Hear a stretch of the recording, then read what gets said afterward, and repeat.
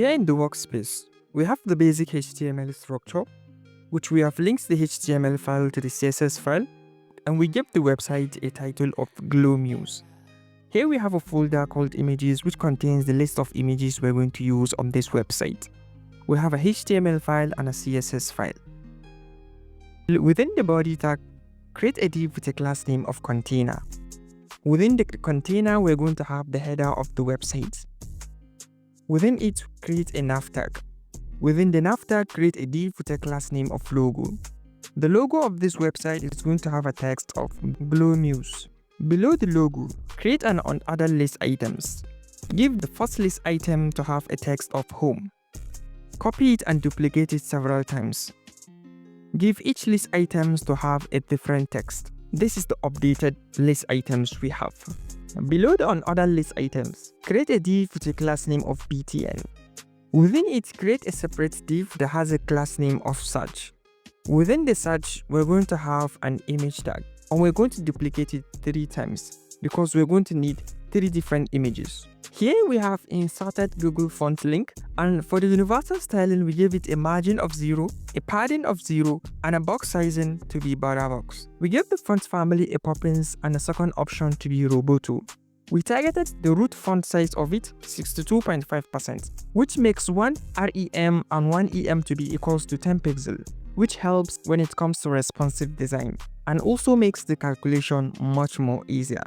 Target the first container, the entire body of the website, and give it a max weight of 1500 pixels, making the minimum width to be 100 VH. Insert a background image on it, give it a no repeat, and make it to be center, meaning the main focus of the image should be in the center.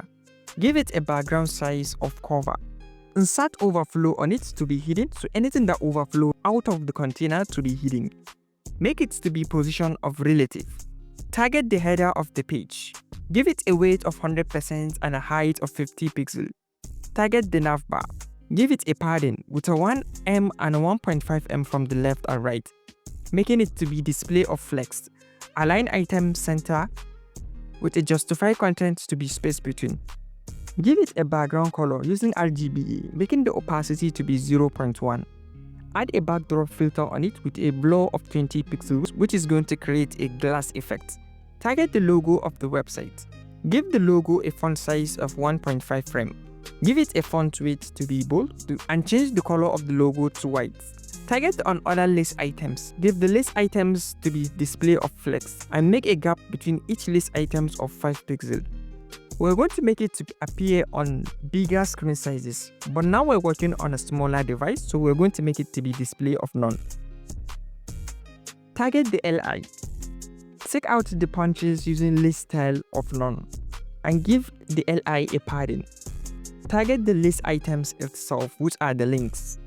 Give it a text decoration of none because they are links. By default, they have underlines in them, making the font size of it to be 1 rem with a font weight of 600 and the text color to be light. Give it a cursor of pointer. Target the text and give it a hover, making it a border bottom of 2 pixels solid white. Now, target the .btn, the body holding the images. Give it a display of flex, a gap of 10 pixels, making the align items to be center. Now, target the search btn, which is the main body that is holding the image itself. Give it a display of flex with a gap of 10 pixels. Target the images.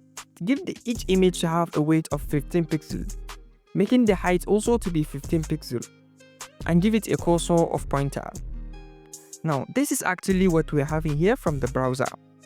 And back in the HTML, below the end body of search btn, create a button with a text of buy now. Here in the container, we targeted the button we just created and give it a padding of 0.8 m with a 1.2 m from the left and right. Give the button a line height of 0.5 with a background color of black, making the text color to stand out from the background with a text color of white. Give it a border of none, making the edges of it to be curved with a 5 pixel and adding cursor of pointer on it. When you hover on the button, let's make the opacity to be 0.9. This is actually what we're having here for now.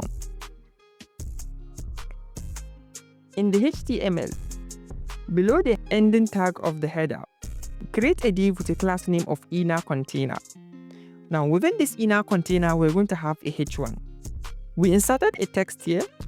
Below the h1, we're going to have a paragraph also. Hey, if you have been trying to learn web development, but HTML and CSS keep confusing you, then this is for you. I have put together a complete HTML and CSS course that takes you from zero to building a real website step by step. No boring theories, just projects and clear explanation. Some of the insight you will get from this course, you're going to have a clear lesson that breaks everything down for you. You're also going to work with real projects that you can actually add to your portfolio. Not just that, you're going to get tips and best practice that pro developers use. And one of the best part is you're going to get access to Code Dev Academy Discord community, which you're going to use it to get help whenever you're stuck. So if you've been looking for one place that gives you everything to master HTML and CSS with confidence, then this course is that package. Start learning today and keep building from here. The link is in the description box. So I inserted a text here. Below the paragraph, also we're going to have a div with a class name of inner btn, which is going to hold the two set of buttons. Each button is going to have a different text in it. Below it, also create another btn, also having a different text. In the CSS here, target the inner container. Give it a weight of 100% of the body. Give it a height of auto. And making it to be display of flex, align item center, and text align also to be center. Give it a flex direction of column because we're working on a mobile device. Give it a margin of 1em from top and bottom and 2em from the left and right. First thing now, target the h1. Give it a font size using clamp. First, the 2.5 rem stands for the lowest font size the text can go, while the 6 rem stands for the highest size it can reach. The 5 viewport weight stands for the actual size we're going to use on this screen for now. Give it a line height of 1.2, making the text color to be white. Target the paragraph below the h1. Give it a font size of 1 rem with a font weight making it to be a little bit bold of 600. Give the text color a light color, but shouldn't be equal to the h1. Give it a line height of 1.4. This is actually what we have here. Target the .inner btn, the body holding the two buttons. Give it a margin, 2em from the top and bottom and 0 from the left and right. Target the button itself. Give it a display of inline flex, making it to have a padding of 0.8em from top and bottom and 1em from the left and right. Adjust the font size to 1.1 rem, giving the font weight to be 600. Make the color of the text to be black and the background color to be white. Give it a border radius, making the edges to be a little bit curved with a 5 pixel. And take out the border using border of none and add cursor pointer on it. Give it a transition ease of 0.3 seconds, making it smooth because we're going to add hover effect on it. Give it a margin, a top, bottom, left and right space of 1.7em. Below it, use CSS nesting. Give it a hover with a scale of 1.1. This is actually what we're having here. Target the first button using nth child and change the background color to be transparent. Make the color of the text to be white and give the border of it to be 1 pixel solid white. This is actually what we are having here. In the HTML body here, below the inner container, create a footer. Create a div with a class name of service. Below it, create a separate div with a class name of social.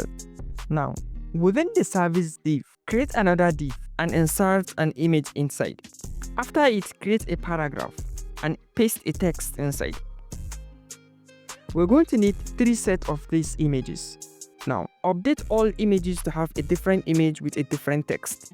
In the CSS here, this is actually the images we just inserted. Target the .service, the body holding the images. Give it a display of flex. Align item center with a text aligned also to be center. Give it a gap between each image to be 20 pixels. Target the images itself, making the weight to be 20 pixels and the height to be auto.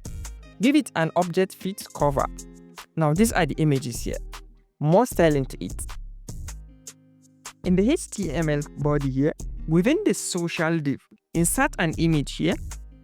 Duplicate this image 4 times and each one to have a different image. Back in the CSS, target the .social div. Give it a margin block start, which is the top margin, to be 5em with a display of flex. Align items center with a gap of 20 pixels. Give it a flex wrap of wrap, making it to wrap when it has no space again. Target the images itself. Give it a weight of 15 pixels. Give it a height of 02. An object fit, make it to be covered. Add a cursor of pointer on it. Now, finally, target the footer, the body holding the service div and the social div. Give it a weight of 100% and add internal space using padding. Make it to be display of flex, align item center, and give it a flex direction to be column with a position of absolute, making the bottom to be 10 pixels space from the bottom. This is actually what we're having here. When we increase the size, this is actually now how things are looking. But when the screen keeps increasing, we need to change the style to fit the size of the screen. So we're going to make use of media queries for that. First, we're going to see at minimum weight of 600 pixels. We're going to target the UL, which is in the header. And we're going to make it to be display of flex. Now, when we hit 600 pixels, we want the on other list items now to appear in the header. Just like what you have seen now. When we go below 600, it disappears. We're going to target now the container itself. We're going to change the image. When we hit 600 pixels, we're going to change the image. Don't forget to add a background size on it, making it to be cover. When we hit 600 pixels, the image changes. When we go below it, we use our default image. Target the inner container, and we're going to give it an align items to be start. When we're below 600 pixels, now the items are in the center of the page. When we hit above 600 pixels, it becomes in the beginning of the page. Target the footer and also give it an align items to be start. Now, this is actually what we're having here. If this video has helped you, then don't forget to subscribe to the channel for more dev magic every week. And share it with someone you feel it's going to be helpful to him. And if you have any question, just drop it in the comment section and I'll be there to answer you, since it's the only way for us to communicate between each other.